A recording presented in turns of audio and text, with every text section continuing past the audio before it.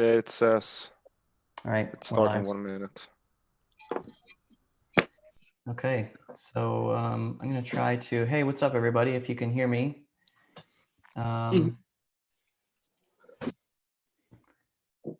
Let's see here. All right, yeah, we're live. Okay, hey everyone. Sorry about the little technical difficulties that we had. Yeah, it says All right, starting 1 minute. Hello. All right. Okay. Someone has the stream playing back. All right, team, how's it going? It's good. Yeah. Good. Yeah. It's, All good. these things are always so stressful getting going, but all right, so welcome everyone to Infinite Flight at Home. We wanted to do a live stream to, well, first of all, our team is always cooped up at home. So we have some practice at it. So we wanted to kind of hang out with everybody and give you, in some cases, a little glimpse of sort of where we work, and we might even have some stuff to share with you. By the way, if you are seeing this and you have the ability to share this new stream URL with people, please go ahead and do that if you can. That would be great. We're going to be taking some questions. We'll do a Q&A on this at some point. So if you guys want to submit questions in the live stream, it goes really, really fast. So actually, I should probably, wow, it's going really fast. Misha, while I moderate this live stream for a second, or the live chat, why don't you talk about some of the things that you're doing to cope with being cooped up at home? Oh, crikey, yeah. Well, as you said, we're all kind of used to it, so I think we have some good practice. So I can share some tips as well. And the number one thing for me is everybody's at home, and you've got families and other people that have girlfriends or boyfriends that are cooped up with you. And the best way to start your day and get on with them is to make sure you just get up. And I think we all do that. I think we all kind of just get up, have a shower, eat breakfast, and get dressed like it's a normal work day. Or if it's just a normal day, like you're hanging out with your friends or family, but like always make a point of not sleeping until 12 every day, because I feel like people at home are going to be doing that quite a lot, and it's not good for me. So that's what I like to do. That's my preference. So Laura's shaking her head. She's like, yeah, no, not no. if you've got kids. No. Not if you've got niños running around the house. Yeah. What do you do then, Laura? Let me unmute. There you are. Yeah, so I usually wake up like between 6 and 7 and go to my computer and eat breakfast in front of it and work from a computer. You shouldn't go straight to your computer. Yeah, what else am I going to do? Time. Oh, I meditate as well, but that's a little bit kind of a bit too weird for some people. So I sit and meditate in this very chair. It's great. How do you meditate without being completely distracted by the things in your workspace? Because you learn. It's like meditation is like it's like yoga. So if anyone's ever done yoga, exactly the same thing, just without the physical movement. And so you just practice to be able to like take your thoughts kind of in and out of your body, if that makes sense, or your surroundings. So you can kind of bring it back to your own thoughts and feelings, or you can kind of go out to kind of like you'll hear sounds, you'll hear like weird things, and then you can just learn to slowly ignore them. So it's a fantastic thing. So if your head's down and busy and you're doing some really intensive work as well, it's really useful to just block everything out. So that actually does really well. Something useful. Yeah. I have a problem slowing down usually. I'm always doing something. I should do that. Yeah. You're always kind of like right now I have a book about parenting toddlers on the go that I read, a very short chapter in the morning. That's good. We have one more participant in this who couldn't get his camera to work. You want to say hi, Philippe? He's just disappeared. Oh. He says he'll be back in a moment. Last time he plugged in a camera, it fried his motherboard. Oh yeah, that's right. That's why we still have. How does that work? Why don't you just use the one he uses in our meetings every week? How does Yeah, plugged in thingy fry a I think motherboard? it's because he was running the conference thing, like the chat thing on the machine that was yeah, on a different computer or something. And then I was like, come on, man, put your camera on, and he just vanished. And then Oh, he it's went your to the fault. computer. Well, not really. It's like it's company policy. I mean, no, we don't. But like, I felt lonely with my camera. I was like, come on, show your face. And yeah, it wasn't good. Philippe ended up. Okay. So the story behind this is that Philippe ended up working on the machine that was generating the terrain tiles for multiple months because he didn't want to fix the other computer. So yeah. So Oh, is that why he was complaining he only had one computer? I don't know, but like that machine is super beefy. So basically he used it as daily machine for some time. Bobby just pointed out that my clock isn't right. YouTube No, always it's not. picks up the important Yeah. stuff. Have you seen the plain thing I've got that looks like that? I'll show you. No. Those pants. Thank you. That hair. I've seen those pants so many times in person. Oh my Pretty god. cool though. Wow. Wow. Pretty nifty. Yeah. Don't know what to do with it though. Nice that you didn't burn your motherboard by plugging your camera in. Yes. Sorry. Okay, so let's do something a little cheesy. This is something they do like in at team building exercises, like icebreakers. But because the camera won't focus on you in this Zoom meeting until you talk, why don't we just say what we do, who we are, and what we do. So I'm Jason. I do digital marketing and a little bit of business development lately, and our social media and graphic stuff. Laura, you're next. Cool. My name's Laura. I'm CEO and co-founder of Infinite Flight. So Philippe and I created the company 10 years ago now. And my day-to-day activities are working on planes, multiplayer, some aviation stuff, so the navigation, autopilot. Yeah, so right now I'm working on a new plane that you all know is coming.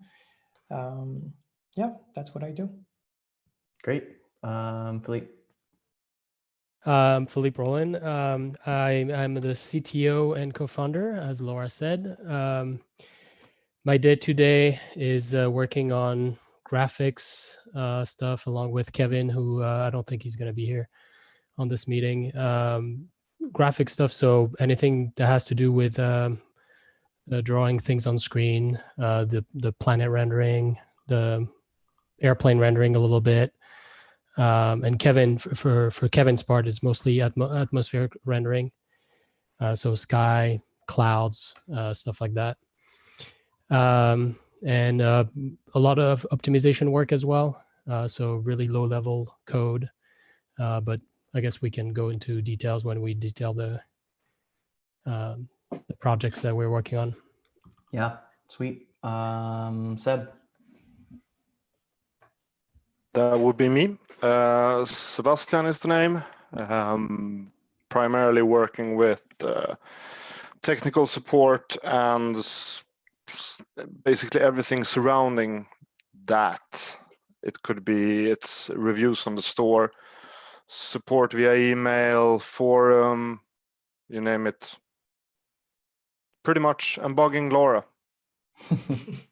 Full time. Perfect. Tyler. My name's Tyler. I'm the air traffic control community manager. I've been with Infinite Flight for about 6 years. Arguably have the best job. Working with a lot of great people. IFATC has grown quite a bit. So if any of you are watching out there, hello, thank you for all you do.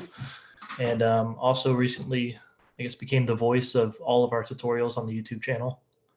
So we've been focusing a lot right now on the pilot side, working on some of the fundamentals, and we'll start getting more advanced to go along with some of the new technical documents that you've seen on our website.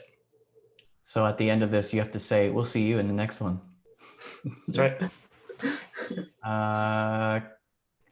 Cameron. Hi, I'm Cam. I'm one of the developers of Infinifly. I primarily focus on, I do a bit of everything essentially. I do a lot of back-end stuff. I maintain the website. I do aircraft instruments. Basically, whatever needs to be done, I just go around and do it. And he's sitting in his new kitchen. I as we know. speak. This is my office now. I think that's everybody, right? Everybody in quotes. Oh, sorry. We already talked to you about your airplane, so that's what was in my mind. Misha, explain yourself. Okay. You have a lot of explaining to do at the moment. I don't have to explain myself. Hi, I'm Misha. I am one of the staff who oversees the community side of things. You'll see me about in the forum and on social media. I'm the one replying to quite a lot of comments and PMs. I also do quite a lot of the posting, the stuff that Jason doesn't do. He does all the complicated stuff. I just post the pretty photos.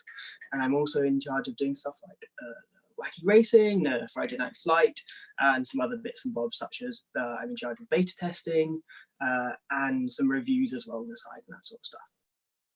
Other bits and bobs, such as making sure the servers crash once in a while due to overloading. Yeah, you have to stress test. Thank you for that. It's always fun. That's right. Cool. Well, so let me sort of kick things off. I want to talk a little bit about our summer events, or I guess the 2020 events that we had scheduled. The first one is Flight Sim Expo in Las Vegas in the US. And it's becoming pretty clear that Flight Sim Expo is not going to happen in June. So what they're discussing right now is whether to cancel or postpone. And they haven't made a definitive answer on that. I don't want to speculate. So that's sort of where we are now. They're in the process of just gathering feedback from the community and exhibitors. And they have asked exhibitors to sort of hold off on making a decision on whether or not to send their teams, just so they can maybe get the word out that they are postponing. So stay tuned for that. You can go to our blog, which is infiniteflight.com/blog. And there's a COVID-19 post, and that has a running set of information on our summer events, in addition to some other things below that. And then the next event is Oshkosh AirVenture in Oshkosh, Wisconsin. So that we just got an update this morning from EAA, and Oshkosh is so far going ahead as planned. And the reason for that is they have just a gigantic team that they have to mobilize. They have thousands of volunteers and paid workers that go into putting on this event. And it requires a lot of, they start planning for the next year immediately after the previous year ends. So it's a big thing. They don't actually have people on site getting the grounds ready until May.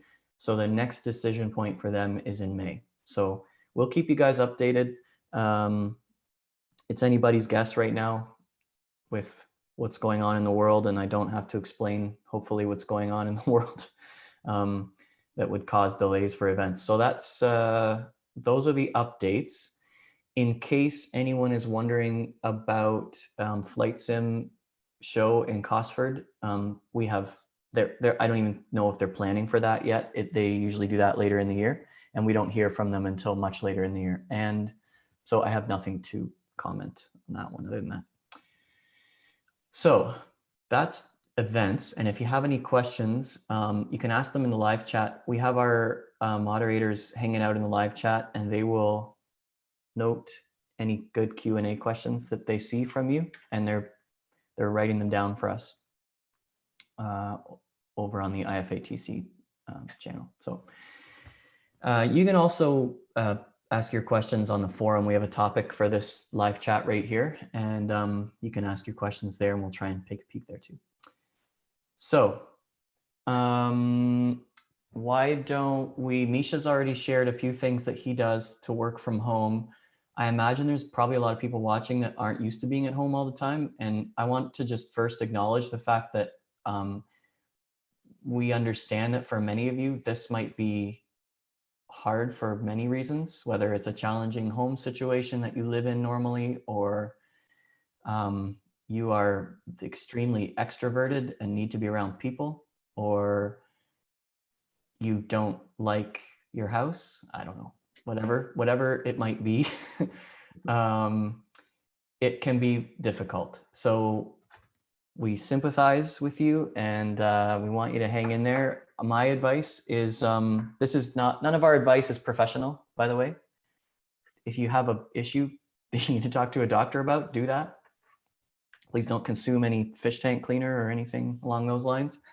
But we are here at home, our family, and my 2 kids who are older are with us week on, week off. We're a blended family, so they're doing some homeschool stuff. They have to go outside at least once a day. I try to force myself to go outside once a day. I try to do a little bit of exercise because I'm normally a fairly sedentary person. I sit at my desk a lot. And we have a baby in the house and a toddler, so it can be challenging. But really, my biggest advice is go outside if you can, and stay away from people and wash your hands. But for those in lockdown cities, Cameron and Misha, you're locked down at the moment, right? Yep. Yep. Yeah. So how does going outside play out for you? Are you allowed to go out? You can go outside, right? You just, Yeah. How does that work? Yeah. So there's a set kind of number of reasons we're allowed to go outside right now. One's for shopping, one's for like medical care, and then one's for like exercise once a day. And that's kind of a little bit vague, but most people just kind of go for a run around the block or something. So you can go outside for that sort of thing, but like you can't go super fast. You just have to be careful. So just try and go somewhere that I would say, if you're in a situation that you know already, so you feel comfortable in, you feel safe in, especially if you're going outside potentially alone. Don't go somewhere super far away. Just kind of stay to your area. So that's how I've been doing it. I've been going the runs that I normally go on, or the walks I normally go on. So cool. Let's get back to that topic in a minute. Philippe, can you give us a Project Metal update and get to some good stuff? Yeah. All right. So the Project Metal that we announced earlier this year, just for a few of you that might not know what it is, it's basically we're trying to upgrade the core graphics engine of Infinite Flight. If everything goes well, you should not see any difference at first, but it's something that we need to do in order to go to the next step and add many features that kind of we are held back by the current technology that we're using. So we need to make this move so we can implement more easily everything that many of you want. Clouds and taxi lights, more aircraft on the screen, stuff like that. So it's a pretty big change that has to happen while we're still adding more content and while we're still bringing new features to Infinite Flight.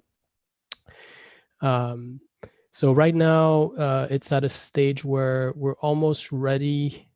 With everything that's been happening, it definitely took a little toll and a little bit. It's a little bit late compared to what we initially planned. But right now, it's very close to start integrating all those changes inside of Infinite Flight. So far, it's been developed. All those things have been developed in parallel. So right now, it's in the next few weeks, we're gonna start to integrate instead of Infinite Flight, and obviously there's some things that won't work at first that we'll have to fix. And again, all of this while we're still bringing new features like or new content like the 777. This will definitely not affect. We're trying to make it so it doesn't affect the release schedule of the 777 and any other content update. But yeah, this is basically where we are. And yeah, nothing else on that front. Cool. All right. Well, as you might have expected, we are going to talk about some other development stuff. Probably makes sense to start with a 777. Laura, you've been doing lots of airplane work for this new Heavy. Maybe just give us a little update on where that is, if you can. So we haven't technically entered beta, but we've been testing it internally. So the plane flies. The performance is not that great because we usually start with one level of detail, so the highest one. That's usually visible from really close or inside the cockpit. So all the instruments are pretty much complete at this point. We need to do a little more tweaks here and there. So there's probably a total of like 9 to 10 screens in the whole thing. So it looks pretty good. And it's all customized to look like a Boeing set of instruments. So it looks pretty good. The flight physics have changed a little bit, but they should be really similar to what we have in the 777. There's usually like a final tweaking phase where I'll talk to the 777 pilots that we know and send them more precise questions, because like the last time we did the 777, the engine had some capabilities and now we have a little more of those. So I have to readjust some of the parameters for drag, for a lot of those things that we couldn't do before. Yeah, so it's we've been test flying it, and it looks really great. Sweet. We'll do questions in a bit, but something else that has mostly been on Kevin's plate for quite a while. I don't know who else gets to play with this, but it has been clouds. And so in a minute, we're gonna show some sneak peek screenshots of that, but Philippe, can you give us a little cloud update? Yeah. So we started to play with it. I mean, to have the whole internal team to start testing it. Obviously, there's a lot of like small details, so it can perform well. Because that's the main issue with anything that basically is a little bit transparent. So clouds is going to have some performance bottleneck, especially on mobile device. So the trick there is really to find to make it as performant as possible, so it doesn't interfere with the rest of the simulator.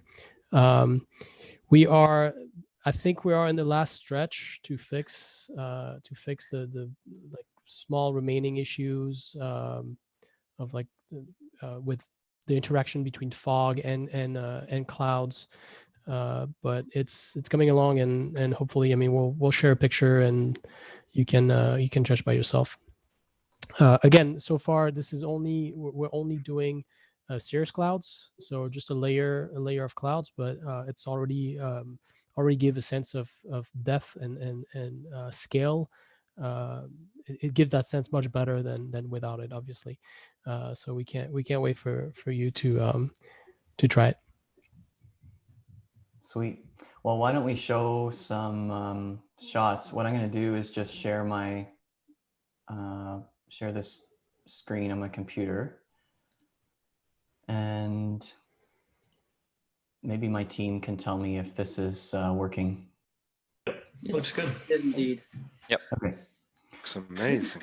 So what we can see here is a shot of the 777-200 flight deck with some of Laura's work on the screens, and then we can also see some like a low-level cirrus cloud layer.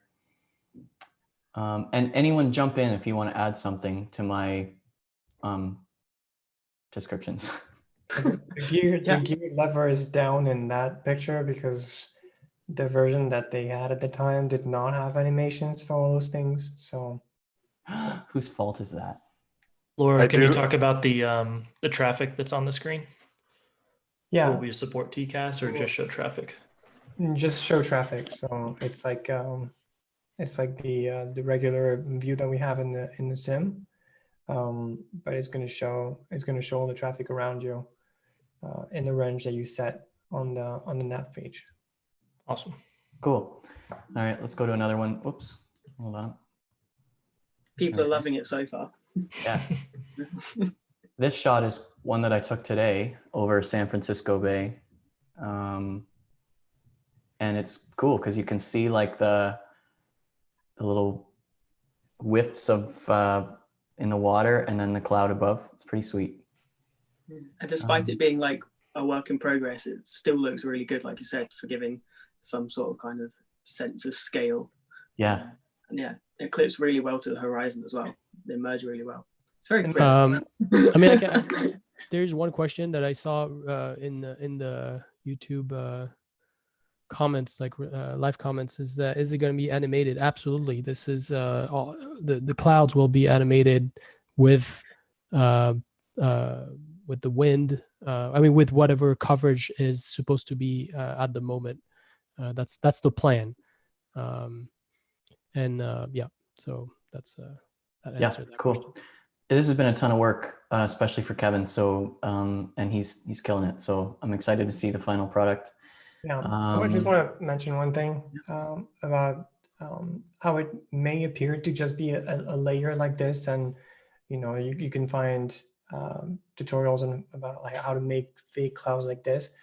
The difficulty in the simulator that we have today is that a lot of the things that seem easy on other platforms and other product out there are a little more complicated for us because we have this ginormous visibility. When it's usually the fog of war, what they call the visibility is limited to 30 kilometers, 50 kilometers.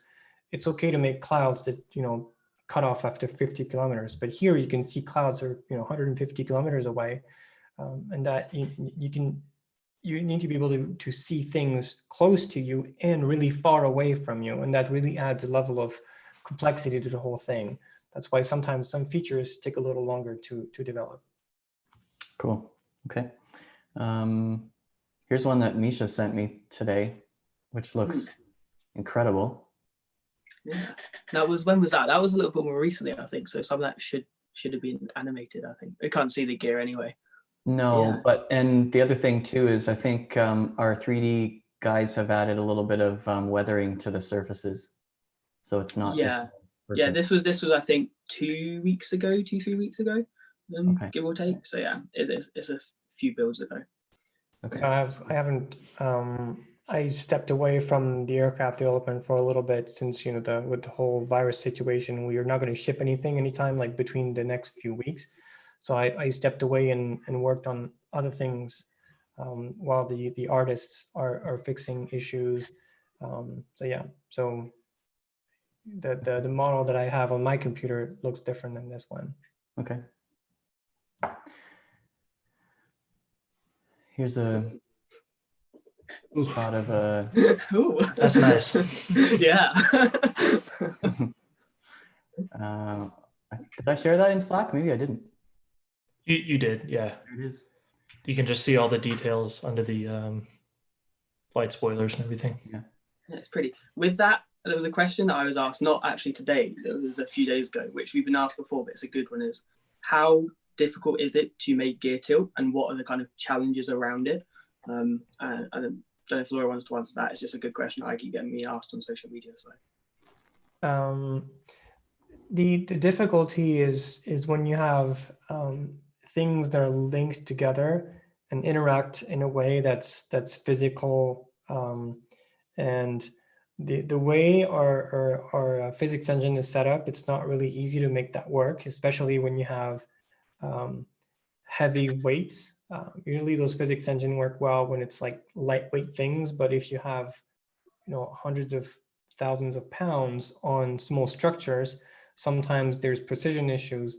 So that's what took a little time to figure out basically a hack around this to make this work.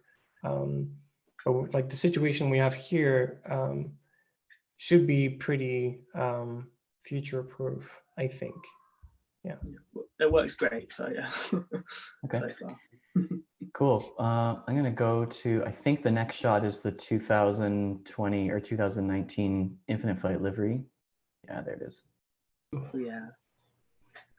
Now, keep in mind, folks, when we share shots that look like this, especially if they have really intricate reflections or lighting, those are coming out of our 3D artists' computers with, you know, some fancy effects on them.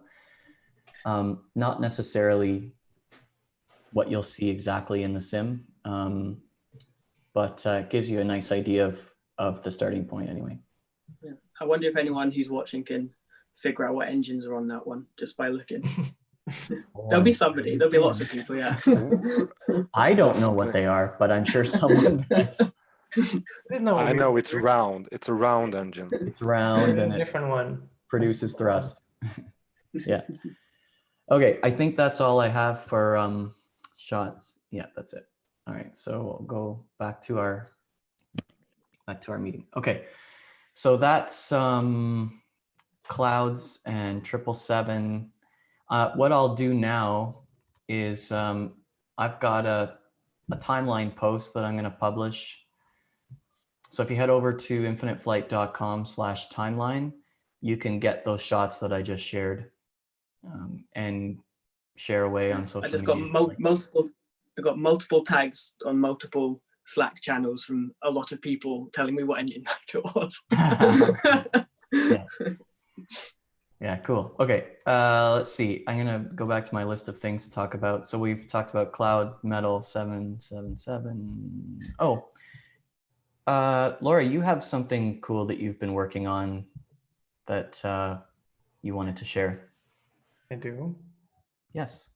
It has to do with SIDS and stars. Oh, yeah. We're working on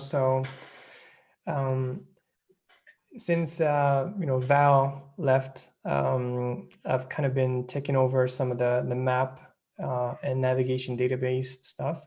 So Cam and I basically split some of that work. So Cam is taking care of building the data and publishing it, and I started looking into how to import some of that data to get to know that system, and basically.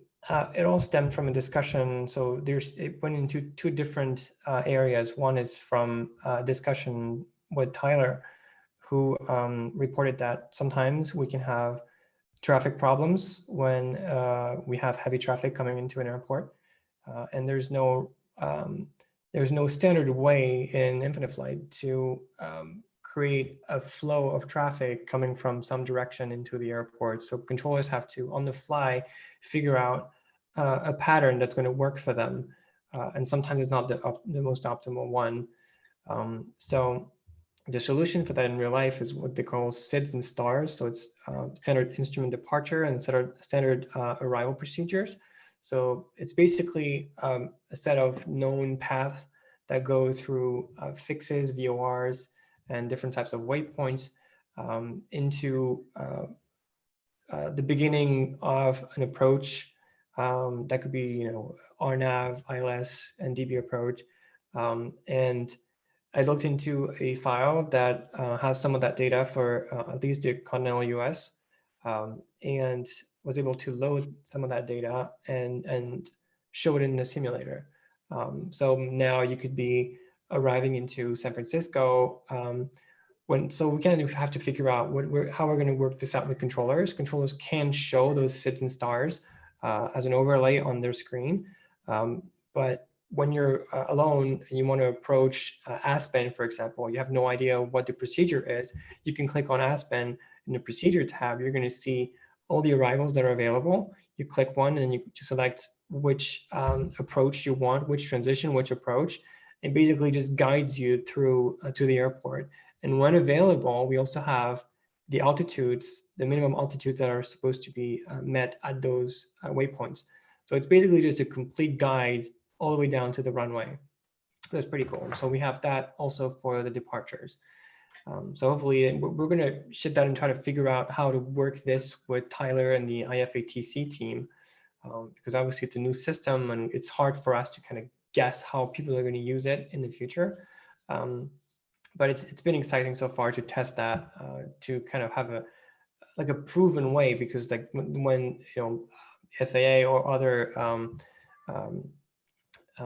aviation authorities design those SIDS and stars and approaches, they have all the information to make it efficient and safe.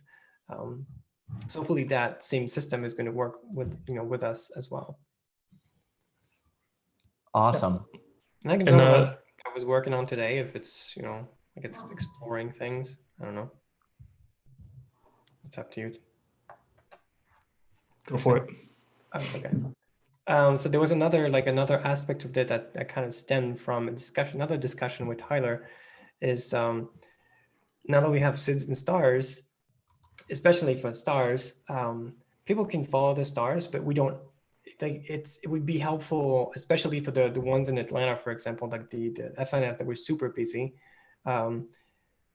Vectoring people only from the approach sometimes isn't enough time. So back in the day, at the beginnings of live, we used to have center as an available type of frequency that we could open. When global came out, since those frequencies were not, like we had too many airports and those frequencies were not in the database, we dropped center and we just try to rely just on center, on approach and departure. So what I'm trying to do now is importing a lot of the airspace and FIRs, so basically like higher altitude regions that controllers could step into and control before the approach controllers take over. So basically, whenever people are coming from far away, they would talk to center, and then center would start vectoring them towards the entrance of a star, and then hand them over to approach to finish the work on all the way to the airport. So that's the idea. So there's a little bit of work to do, but hopefully we can make that work. Cool. Let's see. I'd love to get some questions answered here. It is worth noting that we do have the tutorials which Tyler does, and so anybody who doesn't understand what SIDS and stars are now, don't worry, you're going to have plenty of time to learn what they're going to be, and we're going to basically hold your hand and help you learn with YouTube videos and stuff like that. So don't panic is what I'm saying. And I think that does dictate a little bit how the first iteration comes. Obviously, we're not going to go dive headfirst in if not a lot of people fully understand how to use it both on the ATC and pilot side. So we want to kind of start slow and give everyone a chance to understand how to fly these. And like Laura said, if you're flying into an airport alone, then you can really plug in the entire arrival procedure, the entire approach, and everything else. So it'll be a really good pilot tool at first, and more so on the pilot side, with less involvement from ATC in terms of like enforcing exactly which one you have to do. And then it allows us to keep expanding on it in the future as it becomes more like common knowledge throughout the community. Okay, let's see some questions. One question I've seen a few times, maybe Philippe, you can take, is why did the old water texture get removed? Yeah, let's just. The old, I mean, it was not a texture. We had an actual water was rendered and was animated before, so it was actually multiple textures that were moving with the wind actually at the time, and had also the sun reflection. The reason why is that technique was only working for a flat surface, because before global infinite flight was just each region was just a flat surface, and with global we actually modeled the entire planet accurately, so that technique we didn't find an easy way to import that technique into the new global code. The other issue also is that if you notice with the satellite imagery, when you're high up, like the texture of the water actually looks like it's supposed to look in each region. So if you're in the Caribbean, you're gonna have this nice turquoise water. If you're in the middle of the Pacific, it's gonna be a deeper blue. And this is something that is hard to do, that we wouldn't have been able to do with the previous technique, the way it was implemented. So it just require more, a little bit more research. It's possible. It require a little bit more research.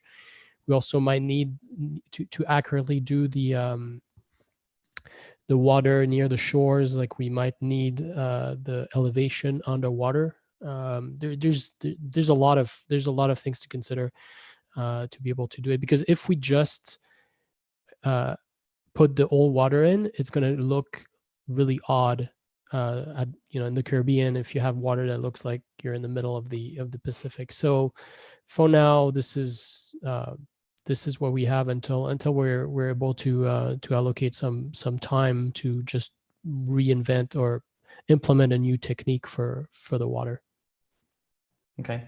And sort of along the lines of doing the Project Metal update, or maybe the cloud release, since we talked about that, is that, I've seen a few questions asking if their device will be able to handle it. Will there be new device requirements? I mean, obviously it's not free. So if you're, especially in live, I mean, live, there's on older device, I mean, on mid-range to low devices. Free in terms of processing, right? Yes, sorry, yeah. Free in terms of processing. This is an important detail. Cloud, it uses it's extra steps in the rendering of a frame, so it does use some more CPU and GPU resources. So if you have a low to medium device, so when I say a medium device, and like something that's like 2 years old or more, that might affect it a little bit, especially if you have a lot of aircrafts. Like in live, but in solo, there should be no problem. Like we've been testing with old device, and this is what really takes time, is that we're trying to optimize it a lot, so it's very performant. So yeah, it shouldn't affect anything in solo. In live, if you have a lot of aircraft visible, then that's definitely gonna affect it. So you lower the number of aircrafts. But this is something that we'll continue to, because we need also, and that's part of the Project Metal, and we need to improve the rendering, the performance of rendering a lot of aircrafts. That's something that's on absolutely on our radar, and that will come with Project Metal. So all of this together, we should be able to maintain a good performance. Okay. I'll address a comment I've seen. Maxim Ferguson and some others have asked about aircraft. What aircraft are coming next? Will we redo the SR-22? What fighter aircraft are coming up? I don't think we're going to answer that question today. We're giving lots of sneak peeks of stuff we are doing, but we do have an aircraft in development right now. And I think we're just going to leave it at that, unless one of my superiors would like to veto that answer. But for now, that's what I'll say. We do have something going on, of course. One of our superiors is just bailed. What's that? She's just left her position. Oh yeah, Laura's like, not only am I not going to answer that, I'm going to leave. Yeah, there's one really small thing. The kid wanted his phone. So what's up? What was the? Oh, you just interrupted Misha. Oh, sorry. No. Answer the question. It's all good. It's a more interesting question. It was about, what was the question, Jason? What aircraft are coming next? And I said, we're not answering that. Oh, okay. That's it. Oh, fair. Oh, yeah, it's just a small thing. I saw somebody mention it in the live stream, because we see a lot of people flying on the servers who take off with, say, like 100% thrust, or another one is braking. And if you do on the rudder, if you slide down on the rudder, you can brake that way. So when you come into land, you don't have to use parking brakes. And there's a lot of people who don't know a lot of these things. So just head to our YouTube, and we have a lot of tutorials which can help you with this small little thing. Cool. Like, I think I'm going to interrupt and also say it's probably worth pointing out we've also got documentation on our website as well. So if there's anything in particular on Infinite Flight that you just want to read up a bit more, we're progressively adding more in-depth reference guides so you can go in and see exactly hidden features that you may not know of. Nice. What's the address for that? The URL? So go to infiniteflight.com/docs, or if you just go to the infiniteflight.com website, it'll be on the top. Lovely.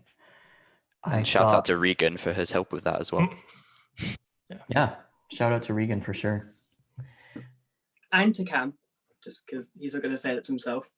Yeah. Yes. Stop it, you. I'll hit on, if you don't mind, I'll hit on an ATC question that I'm seeing quite a bit.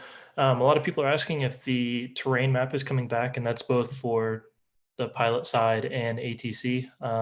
It's not something that we're working on at this time, but Val's work on the map definitely, set the foundation to be able to add those things back. Just for the record, us controllers in real life don't have the terrain on our map, but it is a really good feature. And Laura and I both agree that just because it's not something that we have in the real world doesn't mean that we can't improve upon what controllers actually use in day to day. So I think that's something that we want to look at bringing back. There's just a few things that are a little bit more important right now that controllers could use, such as the SIDS and stars that she was talking about. Do you have landmarks on your map?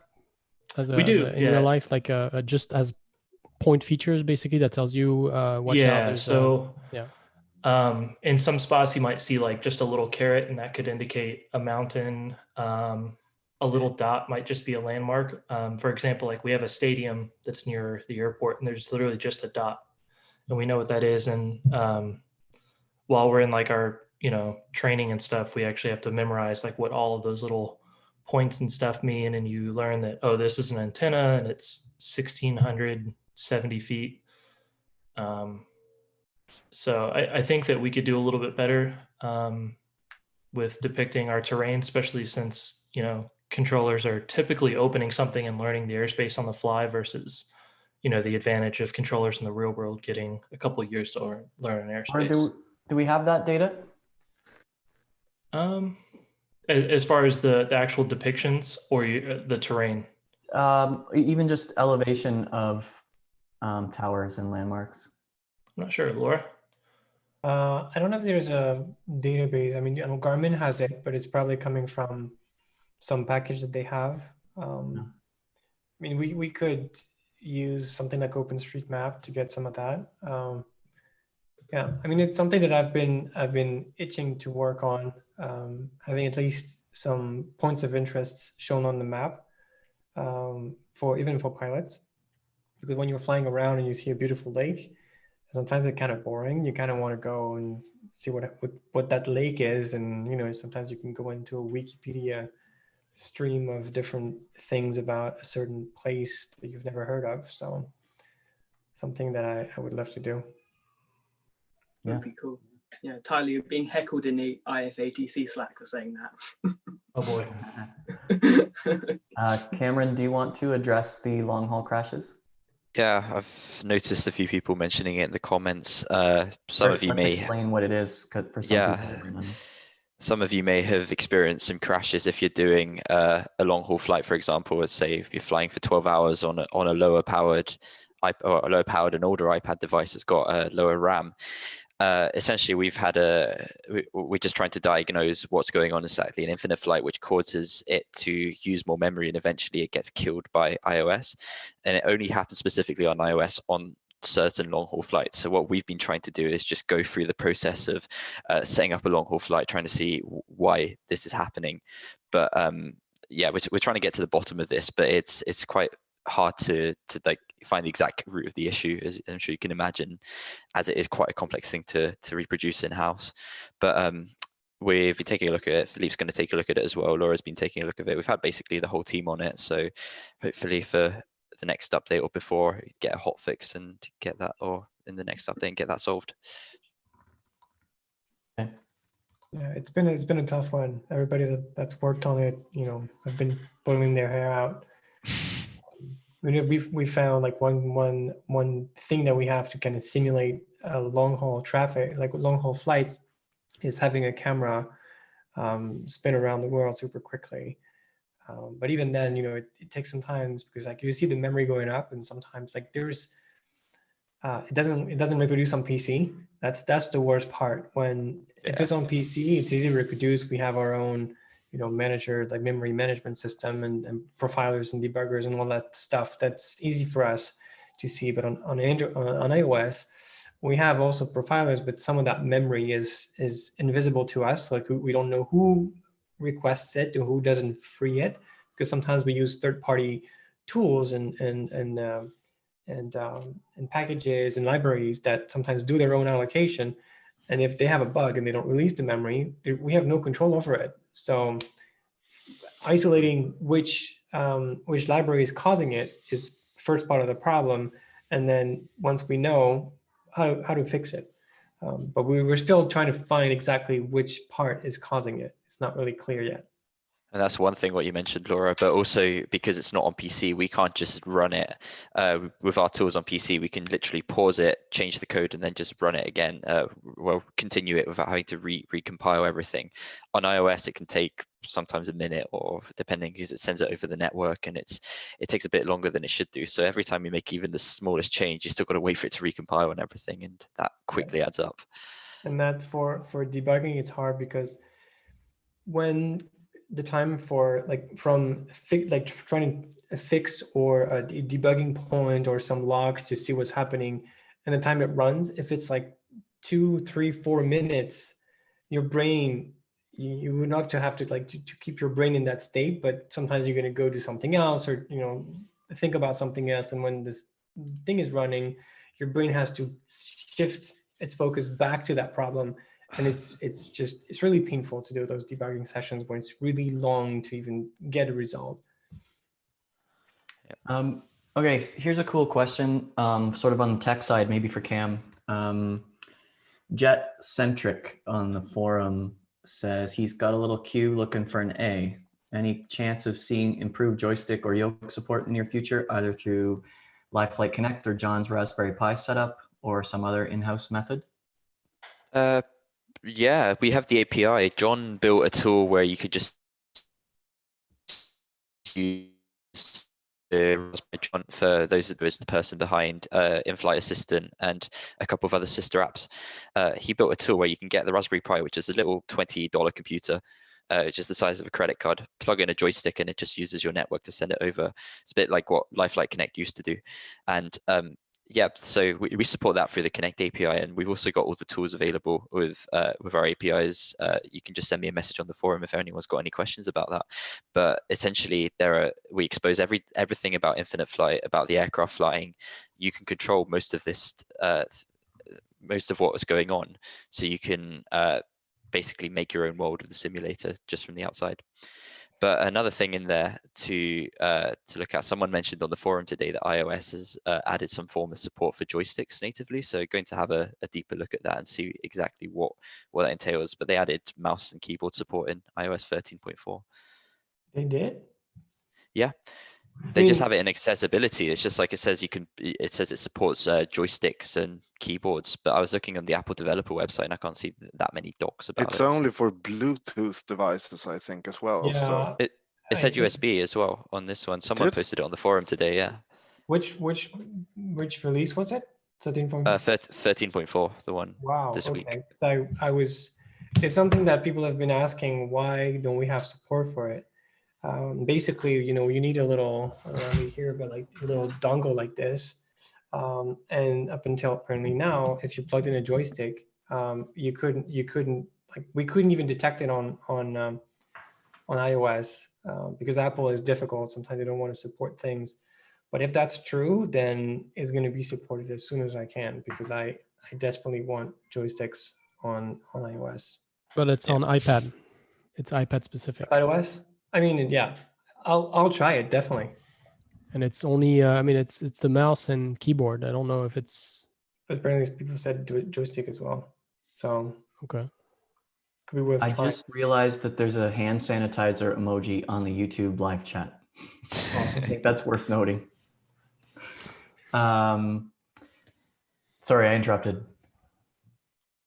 Important stuff. Well, I thought it was worth mentioning. I saw a question. Jason, you look tired. Yes, well, that's because I am.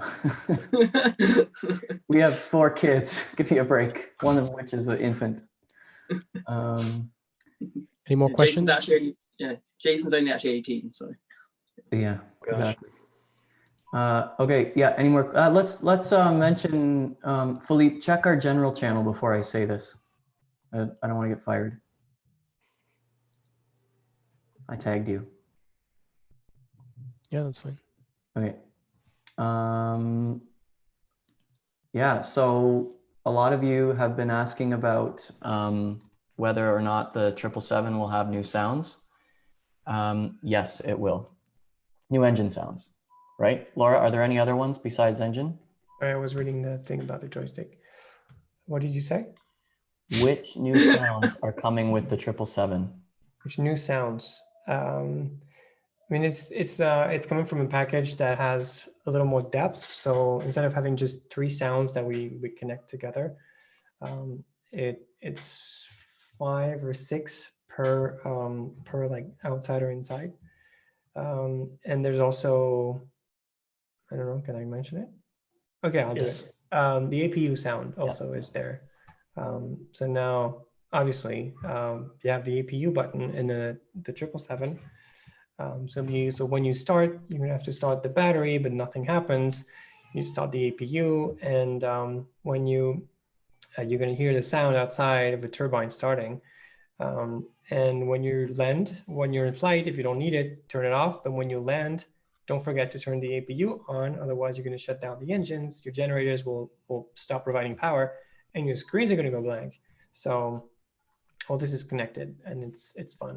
It makes a little more of a realistic experience into the whole flight. So yeah, so there's APU, and also AP disconnect also has been added. And also we're seeing, yes, the reversed sounds will be fixed in the next update. There's a problem with the reverse. You fixed it a while ago. But it's fixed. You fixed it. Yeah, it's fine, Laura. Don't worry. Okay, and yeah, there's also cooling fans in the when you start the APU, when the systems are going to come online, the cooling fan in the cockpit can be heard. So it's fun. Sweet. Do you know, Laura, which engine the sounds came from? I think it's a G90, but don't quote me on that. Okay, and it'll be the same across all of the engines. I mean, the sounds are. It's not my best, like it's not my favorite part to do in the sim because I have to spend the whole It's very time consuming. Whole week with my headphones. I can't listen to music. I have to tune the sounds. Yeah, it's not fun. I mean, it sounds great now, but it's like doing it. So if I had to do it, there's not. I mean, they're different, but you know, it's good enough. I think for now. And I think having another point there is it's just not as easy to get access to different engine sounds that easily to record it, because you need access to a full aircraft where you can get it at different angles, different frequencies of the engine and whatnot.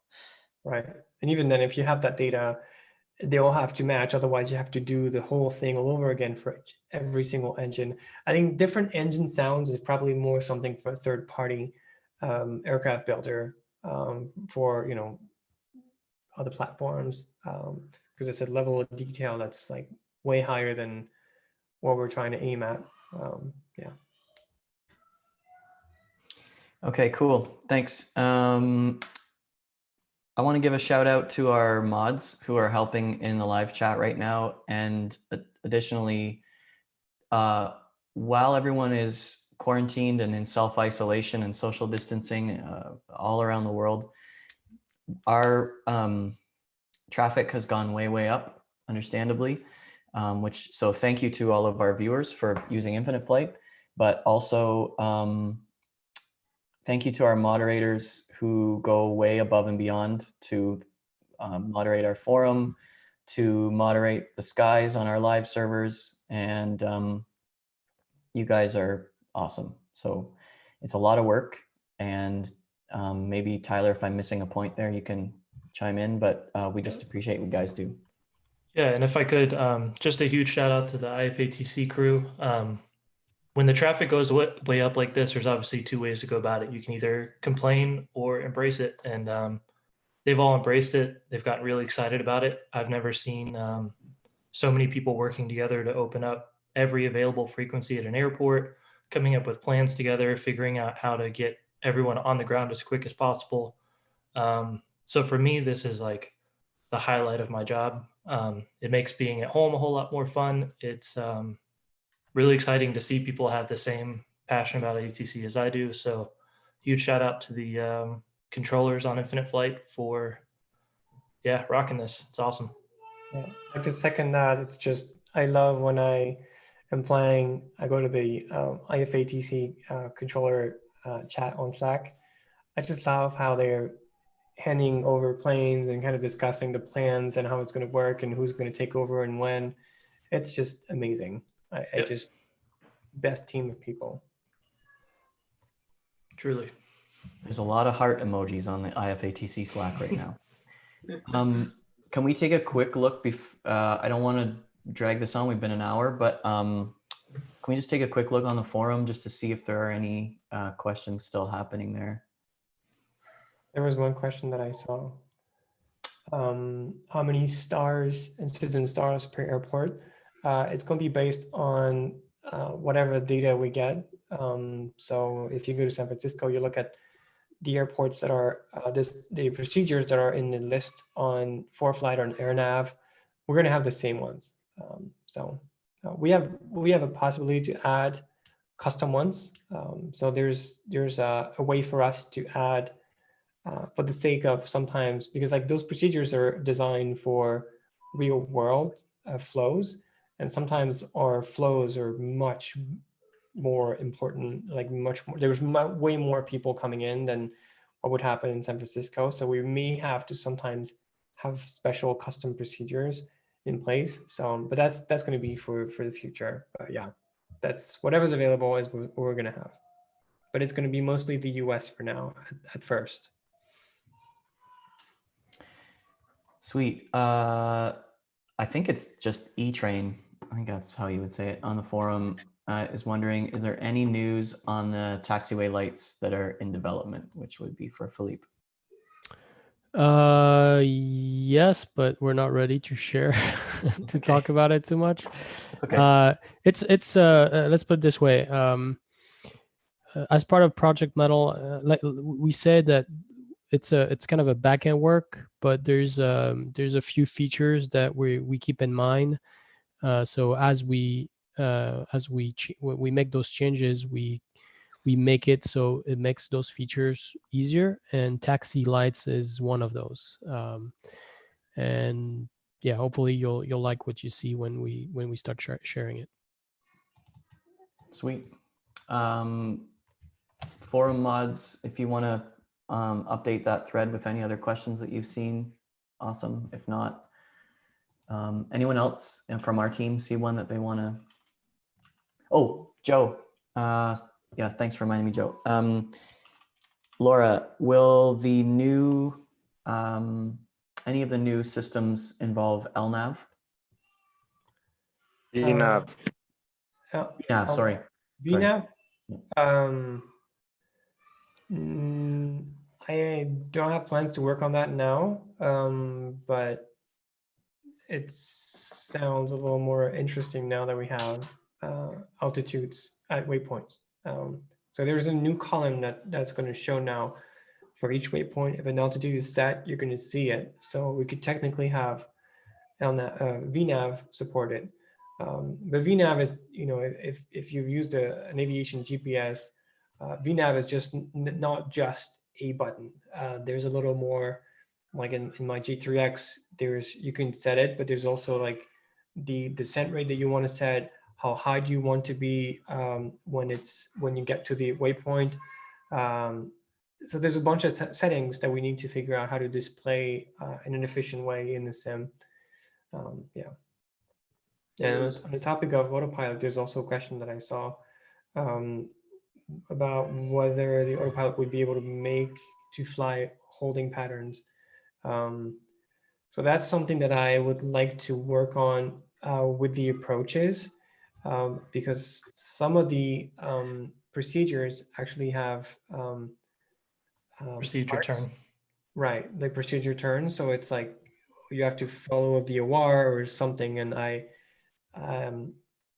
as it is now, we have no way of doing that. So I have to figure out how to make how to support as a flight plan item an arc or multiple arcs, and also have the aircraft follow it. Yeah, so hopefully at some point. Can I ask you one more question, Laura? Yeah. It's one that I get asked all the time on social media, and it's why don't the wheels turn in replay? And everybody just thinks it's broken, but it's not. And so it'd be good if you could explain why and if we're going to address it in the future. Because I'm canceling my subscription. Seb shudders at that thought. There's there's multiple reasons. One is it's a lot of data to send, so we could interpolate.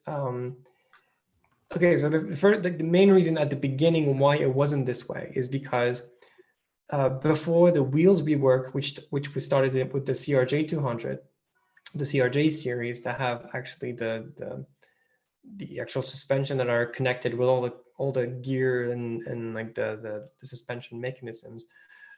Before that, we had a hack that was coming from back in like 2012 of having a gear. The gear that was animated to come inside the plane when the retraction was happening was fixed with so we had two wheels, basically two sets of wheels. One that was coming with the wheels with the gear legs when they were coming on inside the aircraft, and another one that was animated with the physics. The physics one were not loaded because we don't load an actual physics enabled aircraft for other live aircraft. So those wheels could not move at all. And when I worked on the new system, I made it so it's the same. But now that those wheels are actually they're actually different. I'm bad at explaining things, but yeah, I people at the company have been asking specifically, person that's wherever. I mean, yeah, Philippe has been asking for that. Yeah, I know it's not great, especially on the XCAP. I apologize for the kids behind. It's kind of the same answer as the water thing. Is the technology behind changed, and we haven't updated because it's a little bit hard. I mean, there's some constraint right now. If it's not in the sim, is mostly because we haven't had time to get to it. Yeah, and also if I were to implement that, it wouldn't work for all the aircraft. It would just work for the new ones starting from the CRJ series, because the other ones, it's pointless to make it work for these old aircraft because the wheels are not animated. And if I tried to animate those, it would have to be a different set of code that we would have to dump in the garbage in 6 months when we update the aircraft. So yeah, sometimes we have to make those decisions. It's not perfect, but it's what happens when you have legacy stuff and a product that keeps updating without breaking compatibility and having an update every 2 years.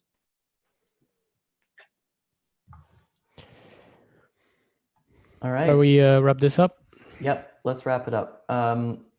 Laura, you're going to give us an office tour? No, I mean, the camera's hooked up, but yeah, that's I'll show you my work environment. So I moved to a new place recently, so it's a little bare bones. So that's the entrance somewhere over there. And I have this fancy lighting thing. How's piano going? Yeah, I'm working on it. I'm still not Or is good. learning how to play the piano? Let me just make the focus work. Well, you might have until next year because there won't be a Yeah, so an Osh Sadly. band. and my screen's set up, so it's She's gonna be a concert pianist by the time we get around to hanging out again. Oh, I think you unplugged your camera, Laura. Yeah, I don't know. It's weird. Anyway, yeah. So that's my setup right now. So I have these 3 screens. Still and, not that's to help with my piano thing. Since I have this, so it started because Jason and the team apparently are musicians at Oshkosh. They gave us a concert, and playing piano has always been something that I wanted to do. So I figured, I'm gonna try it, but I'm still level 0, like below 0. No, that's not true. Yes, it is. Next live stream, we hook the piano up to your computer. Not happening. Okay. But this now I have another year if Oshkosh is canceled to give you a concert at the house in Oshkosh. I'll do a little tour. So I'm also recently moved to a new place. My dad just gave me this Epic clock, which isn't telling the right time for some reason. I need to put a battery in it, I guess. I play a little bit of music, so I've got my pedal board and amp and the Telecaster that my father-in-law made me over here. He's a luthier, so he just like made it. Flight bag's there. My desk, so my laptop goes on there. And then I've been doing a little bit of mucking around, doing some recording for fun. And then I have a few little things over there, like my printer and stuff. So that's it. You live in an IKEA staging I know. staging pod. I know. Well, I didn't have an office at my old place, so I needed some stuff. This is my futon, but I need to replace it. But it's like so clean and Exactly. I'm not gonna lie though. Show us how it's really like, after a week. Anyone else gonna be brave? Cam, we can already see your kitchen. Well, I literally just got the keys to a new place today, so I have a kitchen. yeah, it's want the me to do different fiber kitchen connection? than the other day, like 2 days ago. I know. And next time I'll have another one. I just keep on changing kitchens just to shake things up a bit. Cam is literally in IKEA. Yeah, it literally is an IKEA place. Right? Look. Actually, Tyler. So the controllers demanded that there's a baby on the live stream. So here's the baby on the stream. Now she's gonna go play. Say hello. Say hello. What a Bye, cutie. baby. My kids are making noise downstairs, so I just have this. I have 2. That's the mean one of the 2. His name is Milo. Oh. Well, Dora's downstairs, so I don't think I could go get him. You can really see in Laura's face how much she loves that cat. Especially how you throw that cat. He's a little bit of a jerk. Here's the cat. The other one is nice. Okay, so he's nicer to the dog. No, your dog is lovely. But like this one this one likes the dog, kind of, but the other one really, really hates her. So is that the one that climbs on you when we're sat at your desk? I remember one of them climbed on me and tried to sit on my laptop. We're doing a pub quiz. No, Liz, we're still having a thing. This is Liz, my Hi, mother. Liz. Hi. Say hello to 585 people. All right, hello, 585 people. There's a virtual pub quiz with like 62,000 people online playing it. just... clean up your room. Yeah. What do you think about his do you want a room tour now whilst We we're need to here? know about the hair. What do you think? I suppose. So many people. Is this like a live? Because we're live on Instagram, Elizabeth. Hello. Hello. Hey, Liz. And this is some aviation stuff. And here's some aviation models for everybody. And right, I'm leaving. Bye.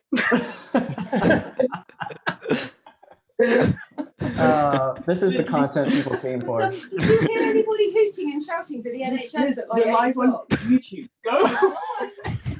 There's questions for your mom on Slack right now. I was asking, what do you feel like to Misha has a son.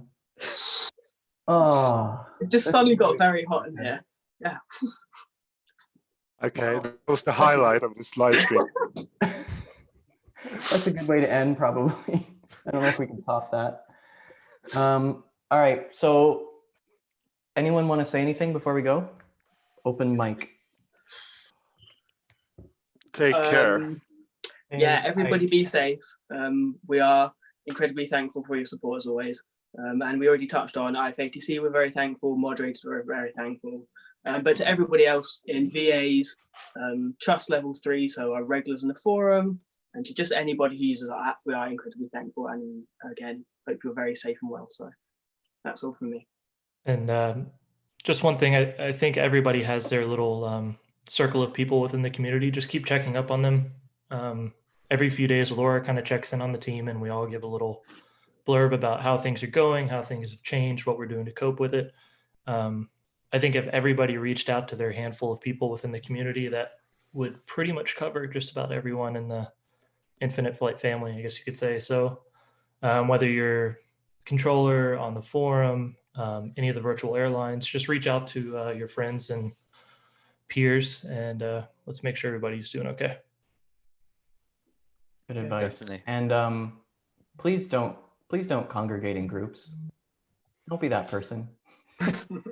But if you do want to congregate in the group, a good group to join is the airport editing team. These guys are doing great work. So if you want to do something in your time and want to contribute airports to Infinite Flight, I just want to give these guys a shout out because they do over 100 new airports every month when we do an update, and they're all impressive. So Nice. Way That to was a bring great way segue, to Cam. bring that around. Yeah. I've been, been planning that for weeks. Didn't mean to study up like that, but that was a good one. Yeah, okay. So thanks for joining us, everyone. Sorry about the technical glitch at the start, but we appreciate you making it here, and be kind to each other, and we will see you on the next one. We'll see you later. Bye. Cheers. Stay home. Cheers, everyone.